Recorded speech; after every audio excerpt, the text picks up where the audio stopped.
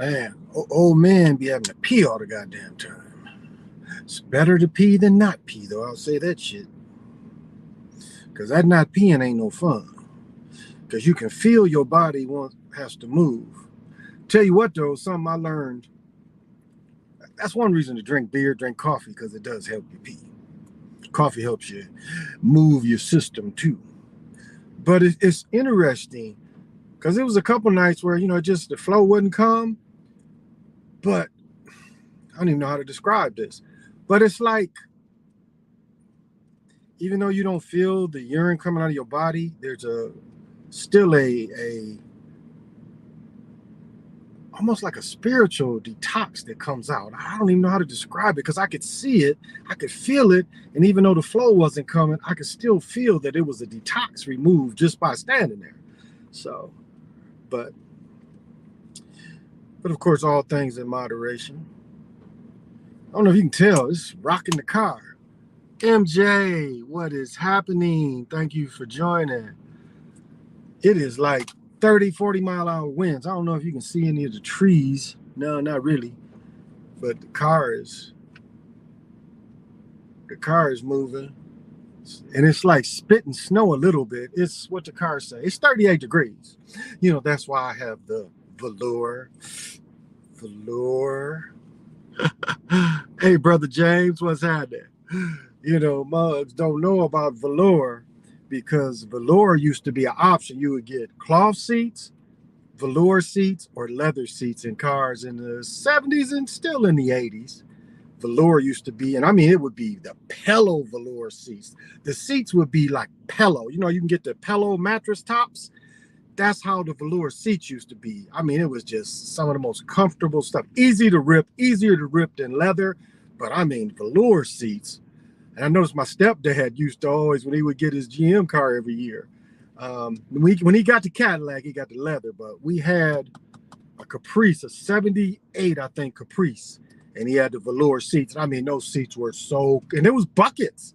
It was buckets in the front. Well, kind of like the bucket, but it ain't no console in the middle. So, it's still, you could sit three in the front.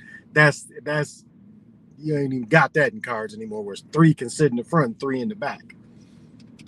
I remember when I had my 300, my 05 300M, whatever it was called, with the Hemi, I put I don't know if my daughter was born then, but I think I put all 5 of the boys in the back. Yeah, I'm pretty sure I did. Yeah, because Brennan was little and the other boys was little. So I put 5 of them, 5 little ones in the back.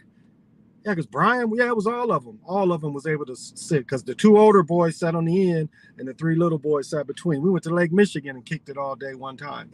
But I was able to fit 5 children in the back. Oh, thank you. Yeah, this velour, you just don't see this anymore. They don't make, I mean, this comes from Macy's. This is one of the Macy's.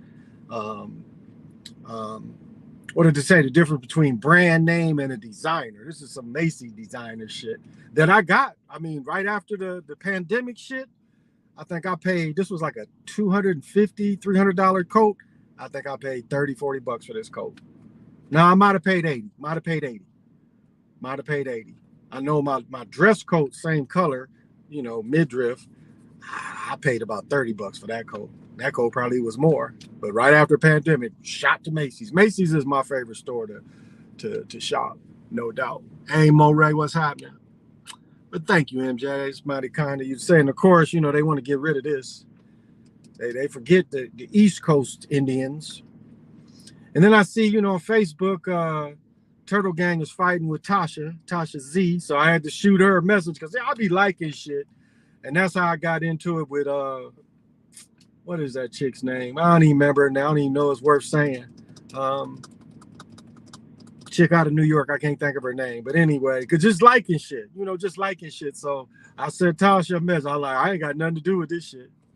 Something I've recently realized is modern day products are not made to last forever. Of course not. We see that like that was the number one thing that really catapulted automobiles in America, because when they picked up the imports of Japanese cars, and again, America helped, after World War II, America helped them. And I said it before, what America did is there was a dude who went to all the big three companies with quality control. None of them wanted it. So he went to MacArthur and he said, you know, as we build these factories, I know how we can make good products. And that's where we get quality control. So it wasn't, a lot of people think Japanese started. No, it was American dude that came up with quality control and went over there. And I'll say this, the junk wasn't as cheap. You know, when we used to have the 5 and dime, everything under a quarter, wool, what was it called? There's Woolworths. Yeah, Woolworths. Five, yeah, they might have been 5 and dime. And even the quarter, when they moved up to a quarter, the stuff that came from Japan, that junk was better made than the junk you see now. It was like when you would buy the Japanese cheap toys, cheap dolls, whatever, cheaper, it wasn't the cheap that we see from China. China, like the dollar store, if you go in there and look at the toys, that's nothing but throwaway stuff. If you look at the toys at the $1.25 stores, it ain't a dollar stores anymore, but at the $1.25 stores, it's throwaway stuff. I mean, you look at a store that mainly throws stuff that throws away. Birthday plates, table covers. I mean, this is a store almost full of throwaway shit. Almost 100, I would say 80% of their shit is throwaway shit. And of course, they got the Tupperware and everything. What do you think about Eddie Hall versus Thor fight? I don't know nothing about that. Eddie Hall versus Thor. I don't know what that is, Moray. Oh yeah, you go in there thinking you're gonna spend $1.06, or you know, you do 6 times 3, and you know, you thinking it's what, 330 something. That should be like damn near 3 plus, you know, 380, 390. It's like, yeah, on top of taxes. As I said last night, gas dropped down to 113 today, but we gonna see like the California prices, the day damn near teetering 7. Most of the country's gonna go up to probably $8. So be prepared for that wherever you live. That is coming everywhere. But right now, the gas went a all-time high of 114 yesterday, dropped to 113. Ethereum is pretty a good investment right now. It's teetering around 3,000. Again, Bitcoin was around 4,300. As I said before, gold is staying around 19. I think it was 1956. Maybe it shot down a couple dollars. Silver is still over $25. And remember, silver at one time was $5 an ounce. So silver is a great investment right now. Get the coins, get whatever, you know, things that will trade. So extra trying to fit garbage. Extra 25 feet garbage for yeah. Feet garbage. Yep. Just bought a ConocoPhillips a few days. Oh, okay. The other one is like we have a tractor fleet farm here, John Deere, and it's not John Deere, it's Deere something, but those stocks are looking pretty good too. The agriculture mechanical stocks, John Deere, I think Fleet Farm trades those, you know. And like somebody asked me yesterday about the food shortages, them motherfuckers in Europe is gonna get that. We produce, like I was looking at the number of the percentages because somebody asked yesterday what I thought about the food shortages, and I'm like, oh, I had to look into it. If it came here, it'd be artificial. We do not get like it was like 1% of everything, the wheat, the barley. Now we already seeing where they switching from bottled beer to canned beer. That's coming too, but that ain't because of any shortage. It's just easier to ship. You know, it's like if you are the beer dude and you got the dolly and you full of beer, if you tip it over, cans might not be beat up as much. I mean, again, it's pressurized, carbonated, all that shit. But bottles, you know, you just break that shit easy. So it's going to be artificial, just like the gas right now is artificial. And just like in the 70s when they blamed OPEC, it was artificial. It was artificially inflated. Gas ain't got nothing to do with us getting gas from them, us getting natural gas. So if you follow it. And I want to get a little bit on that chick that's running for, that they about to confirm to be a Supreme Court justice. They did that move to thank Atlanta, to thank the independent sisters that don't need brothers. That's why that move it was made. That's all she up there is to think the people in Atlanta that stirred and South Carolina that stirred up all the, all the single ladies, all, the single ladies. Hey, Dread, what's happening? Thank you for the kind words. So that's the stir. That's a thankful to them. And plus, that's a kick in the face to brothers. That's a kick in the face to melanated men in America. It's like, screw you. We getting another one, and again, a liberal person. It replaced the liberal person. So it was nothing new, but that's what it was. It was a slap in the face of men. It's like you're gonna put Maya Angelou on the money, just like they put the natives. They tell you she a native that went to the Pacific coast. Yeah, but she would have had to be melanated and not native to go all the way from the St. Louis area and go to all them tribes. Ain't no way she was native that was able to do that and to travel all the way to the west. And we already know what them California original tribes was. What did the guy say in that, what was that Mason show? Lodge 50 something? 3,000 years and people wasn't bothered. 3,000 years, America wasn't really bothered. Other than when the mongrels came over here. Wasn't really bothered for 3,000 years. Until the Jewish faith people came over here. So that's getting another tangent. Do drafting roster. Hey, CWE, thank you for joining. Arkansas beat Duke in the 1994 National Championship. Coach K getting revenge. Yeah, I think you had wrote that last night. That makes sense because they had Big Nasty on the team. Richardson, when Richardson won. Yeah, they blew him out, and then they won the next 2 years in a row, I believe. Do drafting roster. What? 65 star. What does that mean? I'm not sure what that means. So make it a little clearer. And like when Ted Cruz, I said this before, when Ted Cruz was interviewing this shit, he kept referring, they went to law school together. So these is good old boys. It's just a show. She gonna get confirmed. It's another liberal voice. I've never thought those positions should be lifetime. That's bullshit. And remember, these are the same people that did separate but equal. I mean, you know what? The Europeans took over this country. And as I said before, that's why the natives, you can't say shit about the pipelines. They own all this shit. They gave you a little patch. That shit ain't sovereign. And as I said before, the pandemic showed you it wasn't sovereign. They made them motherfuckers get the shots, wear the mask. But I like what was done in South Dakota.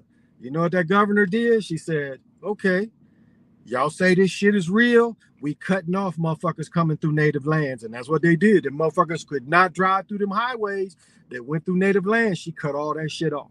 She said, okay, you say this shit is real. We not letting any of you motherfuckers up in here.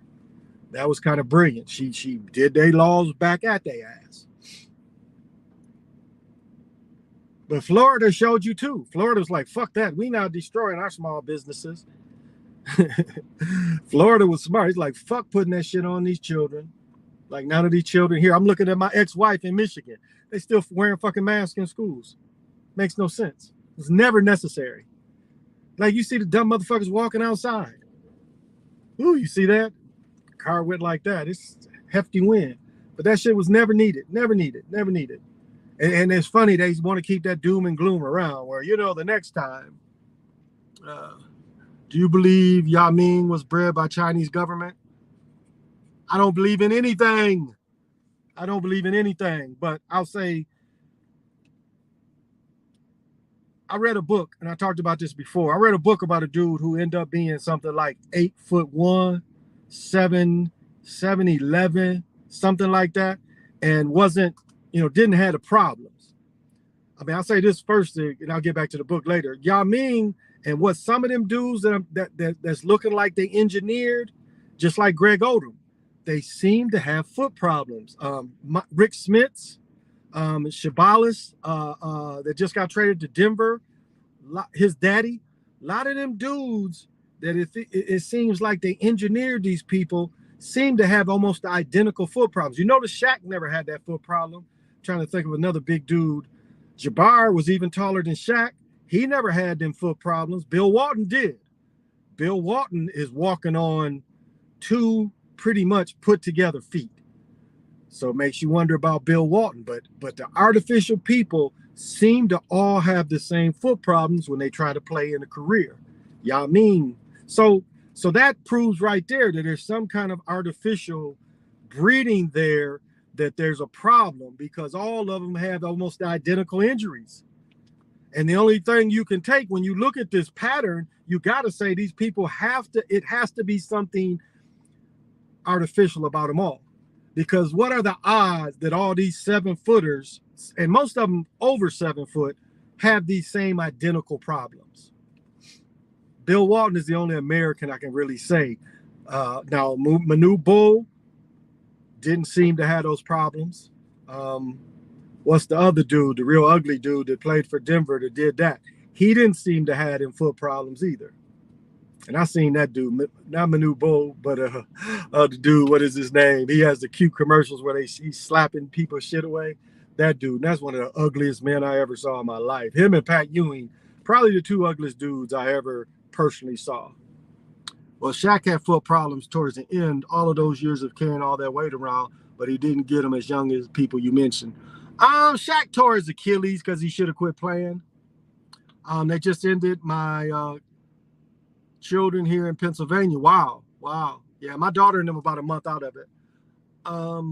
Mutombo. Oh my goodness, Mutombo is probably the ugliest man. Him and Patrick Ewing, probably the ugliest men I personally saw. Well, Shaq tore his Achilles, but Shaq wasn't in shape. Shaq did tear his Achilles when he went to Boston. And as you saw, if you watched the game, he wasn't doing nothing. Shaq was just kind of trailing the play and tore his Achilles. But Kobe tore his Achilles. I mean, I tore my Achilles too. And that's some random shit the way people tear. So, yeah, he didn't have it. It didn't plague his career. And again, Bill Walton first suffered a little bit in college, but he had that one good year, really. When he played in, like I showed Rick Smith's leg, when Bill Walton played in Boston, his foot was already, they had put a bunch of shit in there to make it a foot again. I mean, Bill Walton was like Grant Hill as far as missing seasons. He missed, I think, 6 seasons. Something very similar to Grant Hill as far as injury. So yeah, so that's what it seems like. But yeah, Mutombo, I said this before. I got a booth. We had Prince Grand Slam, and I got a booth. And we got young ladies coming, mingling around. We ain't millionaires. Me or my friend, we wasn't millionaires, but we got girls mingling around. And there's Mutombo down by himself. It wasn't even no working girls fucking with him. And, you know, I said before, Ewing had a girl here. He had the same girl here. So he would come here. It was an Asian chick that, you know, that was this girl when he came in town. He would fly her out too, because she was kind of like in the circle that I hung with. So if she wasn't around, we knew that she had flown out somewhere. But he was an ugly man too, still an ugly man, older ugly man. But yeah, Mutombo, it was just so sad. I remember Reggie, what was Reggie's name? Went to from DC. Played at Georgetown. Reggie, I'm missing it today. But Reggie, I remember Reggie was with Denver. Reggie went down and was talking to him, because this ugly dude was all by himself. He looking around, and yeah, he wasn't getting any bites. And I thought it was funny. I should have invited him to my table. I felt sorry for the dude. What was Reggie's name? Because I saw Reggie play in high school. Him and I want to say Wingate played, because they played DeMatha, and it seemed like DeMatha had Adrian Branch, and what was the dude who he started at Georgetown, light-skinned dude. He started at Georgetown. He ended up transferring to UNLV. Anthony Jones. So maybe Jones played with Reggie and Wingate in high school. I could be wrong though. Ain't Nicole B. But I saw them dudes playing DC in the high school state championship they held in Maryland. And it's funny, Maryland had Moses Malone as alumni. Moses never played at Maryland. Maryland gave him 2 LTDs. Like what was Moses' rookie year? Maybe 71, 72. And there's a picture in Sports Illustrated, the 2 LTDs, like Moses got his arm on each LTD that Maryland gave him, and he ended up going to the Utah Stars of the ABA. He the one that said 4-5-4. Like, how you gonna win, Moses? We gonna win 4-5-4. What's that, Moses? 4-5-4. And then remember Pieces of the Dream and the song. My favorite number, the number's 4-5-4. 4-5-4. Like my ex always teases me because I say, you know, I have a southern accent, even though I ain't lived down there in 40 years, but I say both instead of both. I say both. And she would always tease me, both. So I still have a slight southern accent. Oh my goodness, that wind is really blowing. All the leaves and shit. Wow. Oh, okay.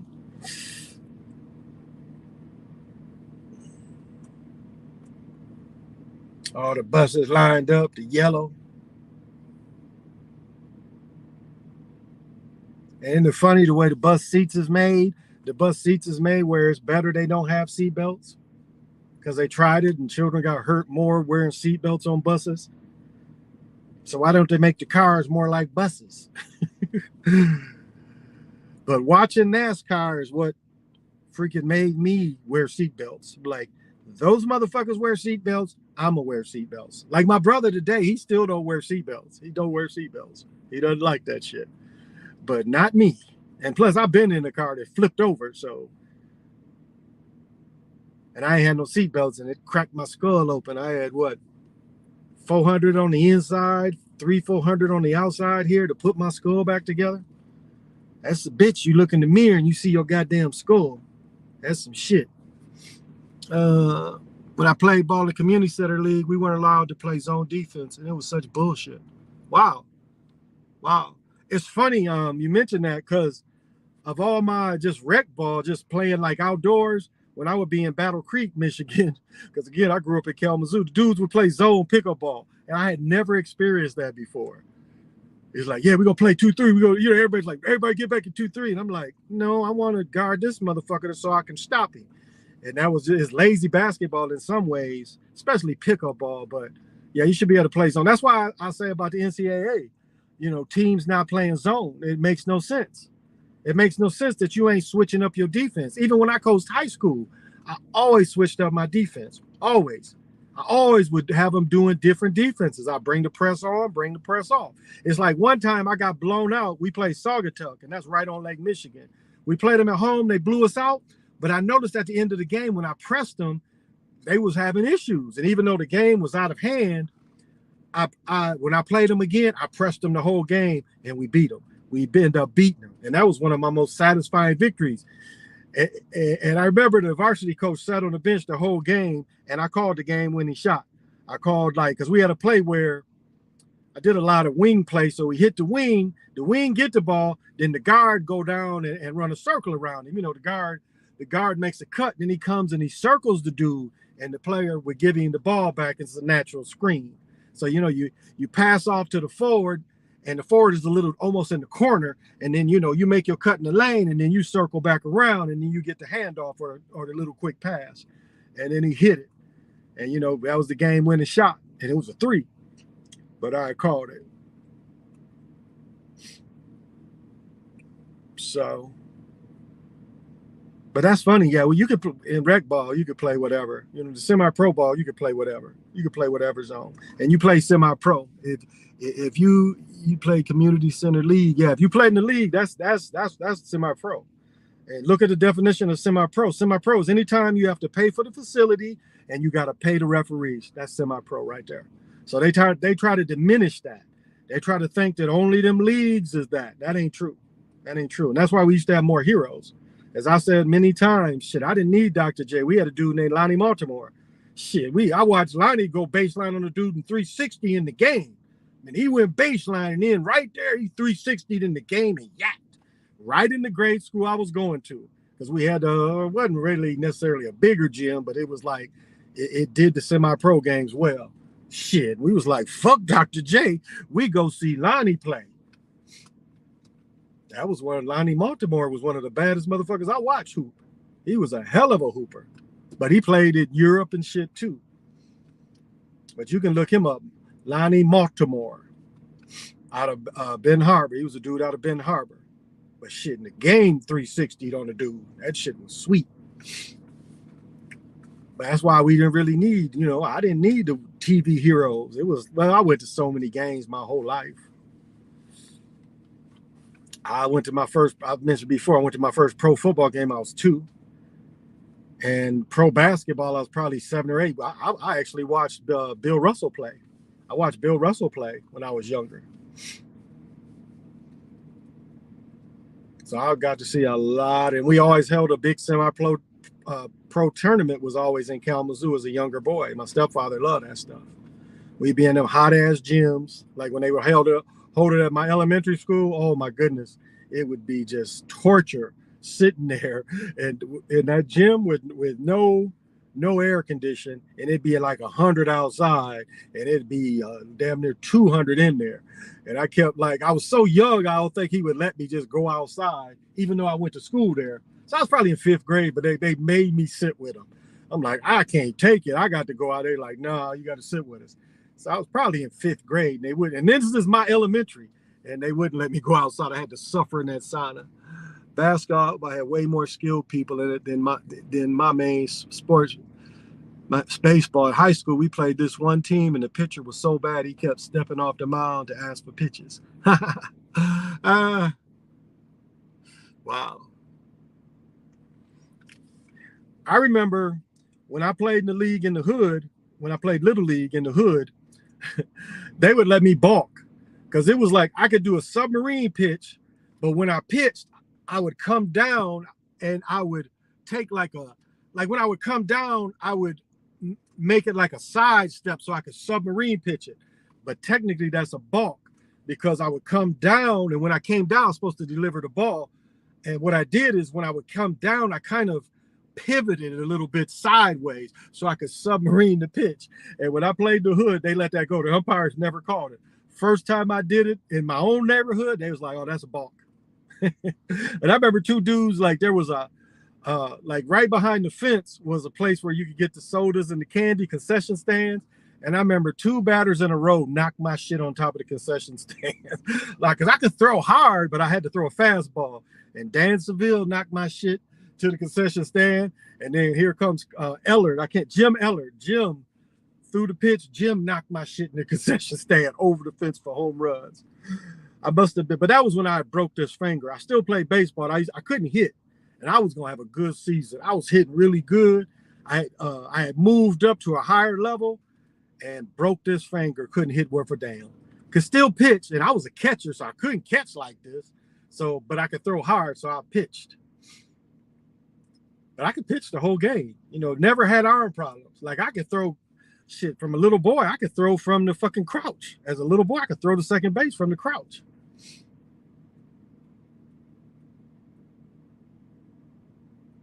It's funny, you can see the Friday energy when from the parents to the children. You can just see that Friday energy. It's almost like when people get paid, they get paid on Fridays. It's almost the same kind of energy as you get paid. And they condition you for that too. You get off the weekend off, and then you work somewhere and you get paid every week on Friday. That's the weird thing. When you get paid like twice a month, you can get paid any day. It's always better to get paid every week. And I know people to get paid fucking once a month. That is hard, getting paid once a month.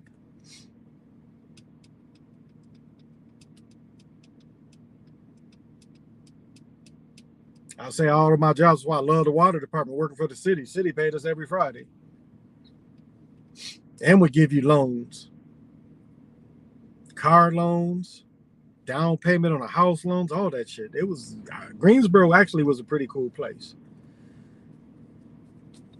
I just didn't want to raise my children in North Carolina. Just really didn't. Loved it, all my friends. I still got relationships 40 years later with people, but I didn't want my children raised in North Carolina. I just really didn't. And none of them really haven't been raised there. All of them have pretty much raised in Michigan or raised here. I got 4 children I raised here, 3 children that only raised in Michigan. Now my about to be 27-year-old in a couple of weeks. About a month. I forgot the nigga's birthday. Oh, his birthday is on the 10th, April 10th. So yeah, a couple weeks. He'll be 27. He was raised in both. We moved here. He was in either 10 or 11. I think he was in 7th grade. We moved here. So he lived in Michigan a little bit, but the weekend of the deal. Get the weekend of the deal. Yeah, there you go. That's right. And it's the same energy though. It's the exact same energy.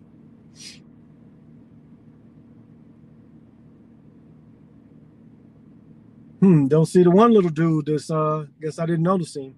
Usually brings his little wheelchair out. Haven't seen him or his person, and maybe he didn't come to school today. Hope he's okay.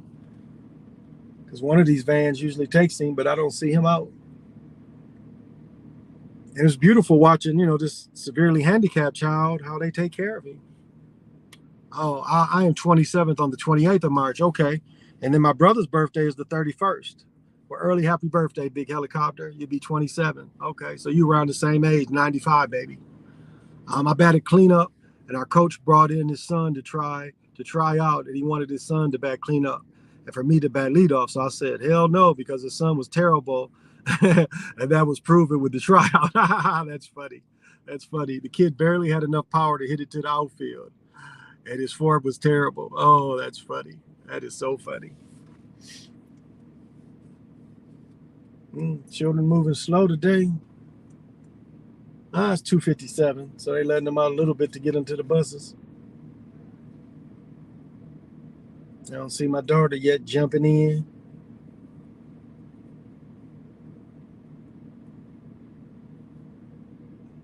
She ain't coming yet.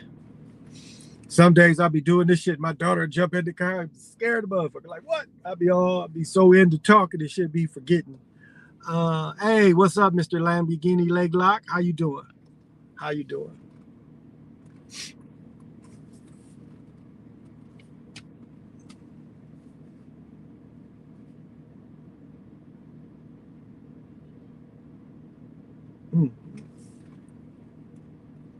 Might have to pull up a little bit. Grab my glasses. Oh, there she goes. Stop for her. There she goes. I'm definitely gonna be on at midnight tonight, rocking it. We'll go over the games and stuff. I didn't forget to bring my boots home. All right. And you already know I brought the pack. You brought your boots home for the winter? No, I don't know. I need them at school. Yeah, you probably ain't gonna need the boots or snow pants anymore. I doubt it snow like that anymore, so you probably ain't gonna need that. Are you on or no? Yeah, I'm gonna cut off in a minute when we stop, because we're gonna stop at your house. I got to pee at your house. But your grandmother got something for you, so we're gonna shoot down there and go get it. Right now? After I go to the bathroom, yes. Well, I need to pack. Pack for my house? Yes. Yeah, we'll have time for that. We'll come back. But I want to shoot down there early. So, well, this is Responsible Dad Hour, and this is why I came in. So, hey, Mia, thank you for joining. But check me out at midnight on the midnight Central Time on the Chocolate Mountain Show. I'll be back doing it in 3D because it's so good to me. So till we meet again, say less.